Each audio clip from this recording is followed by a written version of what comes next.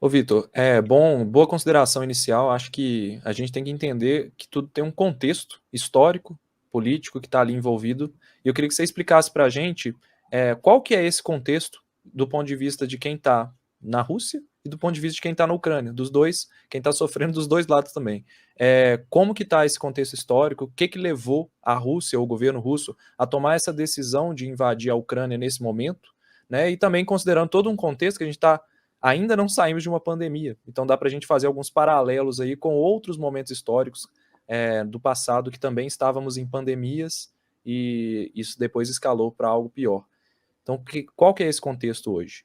Eu gosto muito de pensar que a live de hoje que a gente está fazendo aqui vai ajudar as pessoas a entender o noticiário. Porque, no fundo, a gente não está fazendo uma live para alguém que é um graduado em relações internacionais que trabalha com isso. A gente está fazendo uma live para o grande público, para ajudar todo mundo a entender o que está acontecendo no noticiário. E para mim existem dois fatos. Então aqui eu vou falar sobre dois fatos. Então é fato posto. Isso não é uma opinião, isso não é uma análise. Dois fatos postos que são interessantes para a gente partir dessa explicação. Que é o seguinte: o primeiro, a ideia de que existem grupos no leste da Ucrânia, quando você pega o território ucraniano, na sua porção leste, existem duas regiões que se transformaram em repúblicas autônomas. Uma é chamada de Donetsk, a outra é chamada de Lugansk, e que normalmente a pronúncia é Luhansk. Uhum. Então, são duas repúblicas populares autônomas na porção leste da Ucrânia, em que as pessoas que habitam essas repúblicas populares autônomas falam russo. Elas se consideram como russos. E, portanto, elas defendem a ideia de serem anexadas territorialmente pela Rússia. Mas, por uma questão de legitimidade territorial e reconhecimento internacional, estão inseridos dentro do território da Ucrânia. Então, esse é o fato número um. Como eu disse, é um fato. Desde 2014, essas repúblicas foram formadas. No caso de Donetsk, no dia 7 de abril, e no caso de Luhansk, no dia 27 de abril. Então, nós temos uma república que goza de certa autonomia dentro do seu território, estipula uma série de direitos e deveres para a sua população. Então, nós temos uma população diferente da população oeste da Ucrânia. E aí, nesse contexto, o fato 1 já foi. O fato 2, que é um fato muito importante, é uma aproximação entre OTAN e Ucrânia.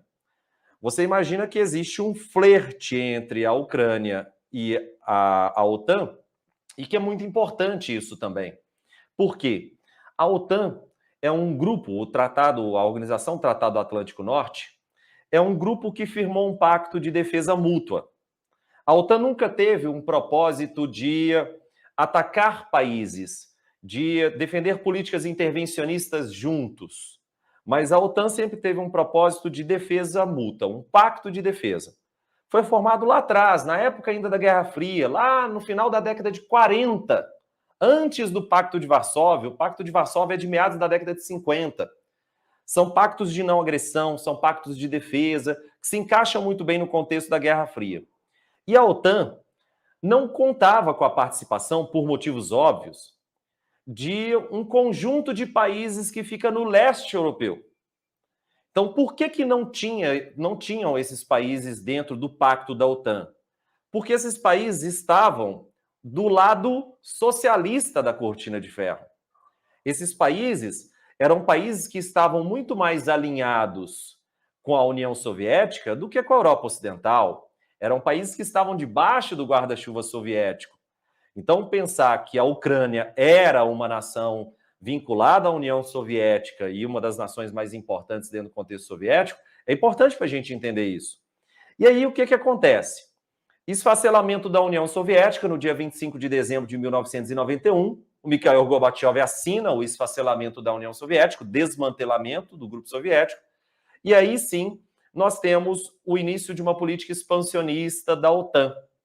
No final da década de 90, para o ano de 99, a OTAN já anexa a atual Tchequia que é a República Tcheca, anexa também a Hungria, a Polônia, que passam a fazer parte do que a gente chama de OTAN. E, portanto, a OTAN começa a se aproximar do território russo. E aí, quando começa a se aproximar do território russo, acende um alerta vermelho para qualquer presidente russo. E casou certinho que 99 é justamente o início do mandato também do Vladimir Putin. Então, você imagina como é que o Putin recebe isso. E, de novo, tá? Não estou falando que o Putin está certo ou errado. Não existe certo e errado. Eu estou falando que a análise do Putin é: como é que eu vou permitir a expansão da OTAN, que é um bloco ocidental, aqui nas minhas barbas e no meu quintal? Só que em 2004 a OTAN vai além. A OTAN, no ano de 2004, acaba incorporando mais outros...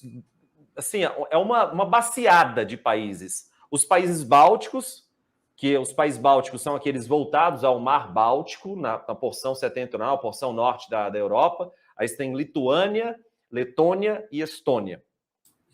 E esses países são anexados. E fazem fronteira com a Rússia.